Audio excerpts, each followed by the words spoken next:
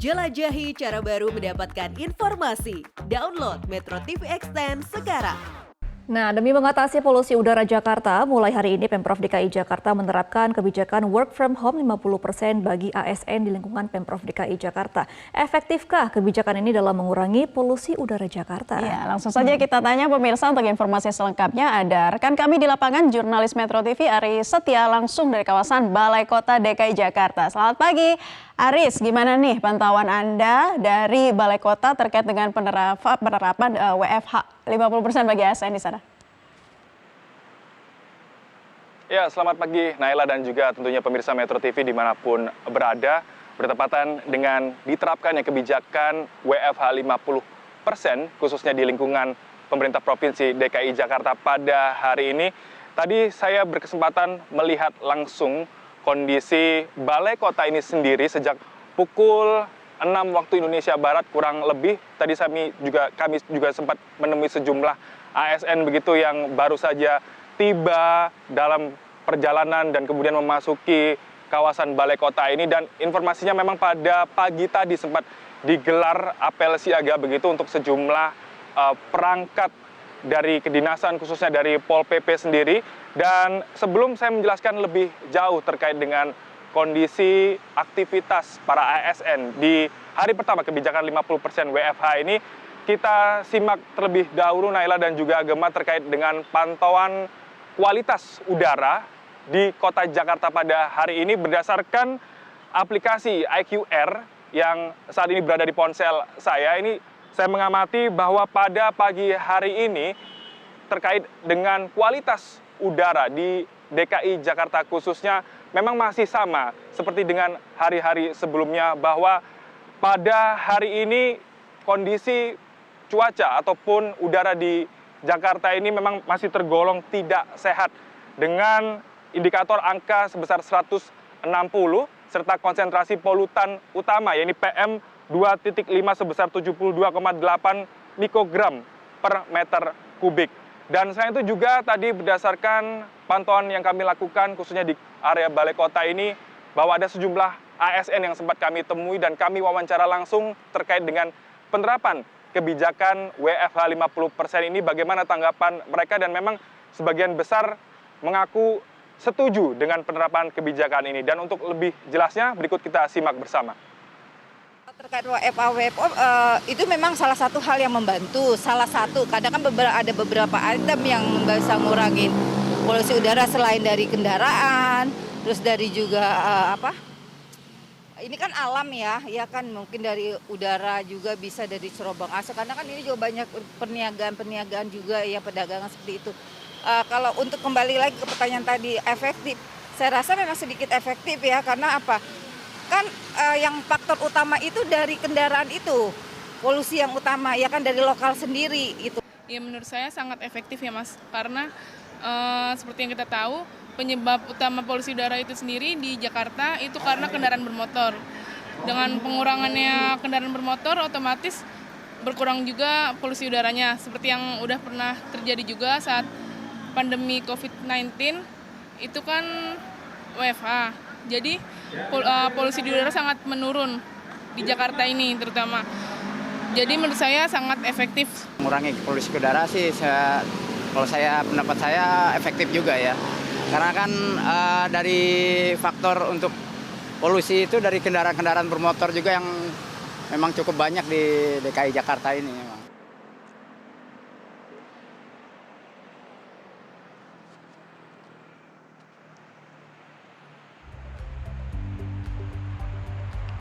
Ya, Naila dan juga Gemma, untuk membahas lebih jauh terkait dengan problematika polusi udara yang rasanya memang sudah menjadi problematika utama di DKI Jakarta selain kemacetan, saya akan membahasnya secara langsung bersama dengan narasumber yang sudah bersama saya saat ini, yaitu Mbak Suci Fitria Tanjung selaku Direktur Eksekutif Walhi Jakarta. Selamat pagi Mbak Suci, apa kabar Mbak?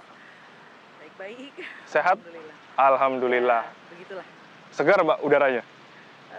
Dari pagi sih kita amati memang masih abu-abu ya. Oke. Mbak Suci, ini kan jika kita melihat pada hari ini Mbak terkait dengan indeks kualitas udara Jakarta juga masih kondisi tidak sehat nih Mbak Suci. Ini bagaimana tanggapannya Mbak dari Walhi sendiri? Memang tindakan-tindakan yang dilakukan oleh pemerintah untuk pengendalian kualitas udara itu belum cukup progresif ya. Kami merasa bahwa perlu ada tindakan yang radikal. Begitu, ada beberapa contoh yang bisa ditiru begitu, seperti misalnya pengendalian udara di Cina dan juga pengendalian udara di Seoul, Korea Selatan maksud saya. Itu tindakan-tindakannya sangat radikal dan sangat berani begitu, walaupun memang sebelumnya sempat ada rentang yang cukup panjang dari pemerintah di sana untuk bisa menangani untuk mengendalikan kualitas udara yang buruk pada saat itu.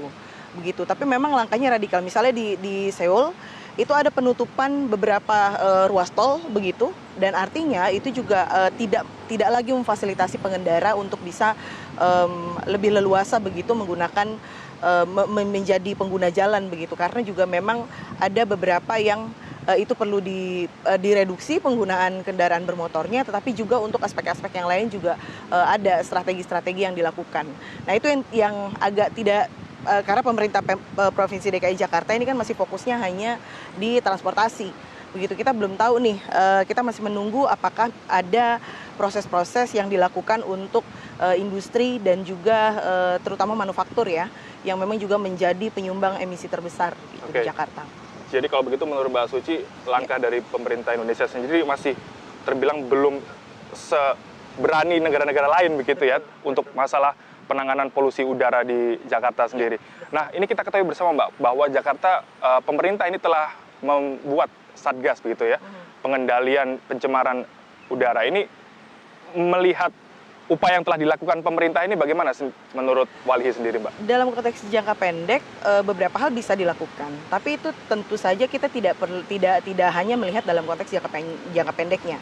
Kita harus melihat dalam konteks jangka menengah dan jangka panjang. Tadi yang saya katakan, harus ada langkah-langkah progresif dan juga radikal dari pemerintah, tidak hanya untuk bisa menangani kualitas udara pada hari ini, tetapi bagaimana pengendaliannya itu dilakukan secara sustainable begitu. Jadi di masa-masa yang akan datang kita berharap bahwa kualitas udaranya ya kalau tidak membaik paling tidak terlalu jauh begitu. Kalau ya kita juga tidak bisa meminta untuk bisa cepat begitu pengendalian kualitas udara itu dilakukan, terutama dalam konteks pencemaran. Tetapi langkah-langkahnya itu kan kita perlu kepastian. Nah, Satgas ini sebenarnya bisa menjadi sebuah kita bisa sebut bahwa sebuah langkah yang sebenarnya bisa ada langkah-langkah strategis yang lebih jauh begitu. Kita pemerintah selain ada Satgas juga sebenarnya punya proyeksi-proyeksi yang lain, tapi ya tentu saja itu jangka panjang dan jangka menengah, sehingga kita masih perlu melihat lagi bagaimana itikat baiknya atau willingness dari pemerintah untuk bisa menangani pencemaran udara di Indonesia, terutama di Jakarta.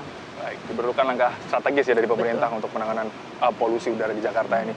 Mbak Suci, seperti yang Anda sebutkan tadi bahwa masih pemerintah ini masih fokus dalam bidang transportasi begitu ya untuk penanganan polusi udara, dan juga seperti yang disebutkan dari Kementerian Lingkungan Hidup menjelaskan bahwa memang polusi udara ini disumbangkan besar dari bidang transportasi. Ini bagaimana tanggapan dari Walhi sendiri dan evaluasinya seperti apa? Kalau di Jakarta sebenarnya hasil dari inventarisasi emisi bergerak di DKI Jakarta itu kan Pemprov sudah mengeluarkan sebenarnya bahwa 44% begitu. Tapi ada 30% dari industri. Itu hanya untuk di Jakarta. Nah, kemudian juga ada dalam sektor energi dari luar Jakarta juga sangat tinggi. Nah, ini tinggal sebenarnya kita sudah tidak perlu lagi berdebat pada sumber polutannya, tetapi bagaimana penanganan jangka pendeknya dan kemudian menengah dan panjang begitu. Jadi kalau sumber emisinya memang terbesar masih di transportasi, tapi saya pikir angkanya rasionya tidak terlalu jauh dari manufaktur begitu. Nah, sementara penanganan yang untuk industri manufakturnya ini kita belum lihat.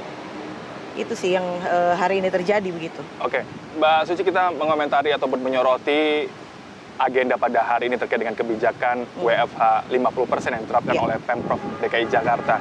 Anda sendiri melihat kebijakan penerapan 50% WFH ini apakah bisa dibilang efektif untuk mengurangi polusi udara? Dan kita tahu bersama juga selain adanya pembatasan 50% ini juga ada pembatasan kendaraan bermotor dan juga uji emisi yang sudah disebutkan sebelumnya oleh PJ Gubernur DKI Jakarta untuk mengatasi polusi udara. Ini bagaimana komentarnya? DKI Jakarta sebenarnya punya peraturan daerah nomor 2 tahun 2005 tentang pengendalian pencemaran udara. ada beberapa poin yang perlu dipastikan di situ. Jadi itu juga kemudian di follow up lewat gugatan yang kemarin sudah dilakukan oleh masyarakat sipil, oleh warga negara, dan kemudian juga muncul di putusan-putusan pengadilan. Begitu. Jadi yang pertama kalau kita merujuk pada Perda nomor 2 tahun 2005 tentang pengendalian pencemaran udara, itu satu prinsipnya itu harus bertanggung jawab, kemudian juga ada prinsip-prinsip kemitraan, partisipasi dan lain sebagainya. Tujuannya pengendalian itu tujuannya adalah untuk memastikan dan menjaga keberlanjutan kesehatan masyarakat. Jadi WFH ini saya mau tanya sebenarnya ke Pemprov, tujuannya adalah kalau untuk pengendalian kualitas udara harusnya yang ditargetkan awal itu bagaimana teman-teman kita yang kemudian kelompok rentan itu dulu yang harus diselamatkan supaya angkanya paling tidak meningkat ISPA-nya, dan kemudian juga orang-orang yang dengan komorbid penyakit pernafasan, kemudian anak-anak, perempuan hamil dan menyusui dan lain sebagainya. Jadi kalau WFH ini kemudian hanya ditargetkan untuk pengendalian kualitas udara, saya pikir bisa saja dilakukan tetapi juga tidak melupakan teman-teman yang lain. Kita pemerintah provinsi saya pikir punya sumber daya sampai ke level kelurahan begitu, ada puskesmas di situ. Bagaimana juga bisa menangani itu secara lebih menyentuh dan juga memberikan support yang signifikan begitu kepada kelompok rentan. Baik, terima kasih banyak Mbak Suci Fitria Tanjung, Direktur Eksekutif Walhi Jakarta sudah berbagi informasi bersama dengan Metro TV bahwa tadi seperti Anda sebutkan memang butuh langkah strategis untuk penanganan polusi udara dan juga terkait dengan WFH 50% ini memang tidak hanya fokus untuk mengurangi polusi udara tapi juga harus memperhatikan aspek lainnya ya, khususnya dari ibu hamil, anak-anak dan lain sebagainya. Terima kasih banyak Mbak Suci Fitria Tanjung sudah berbagi informasi. Demikian kembali ke studio. Aris Satya, terima kasih atas informasinya. Aris melaporkan dari Balai Kota DKI Jakarta bersama dengan Walhi. Tadi memang sudah disampaikan ya langkah-langkah seperti apa yang harusnya mungkin dilakukan untuk lebih menekan polusi udara dalam jangka menengah dan jangka panjang nanti selanjutnya.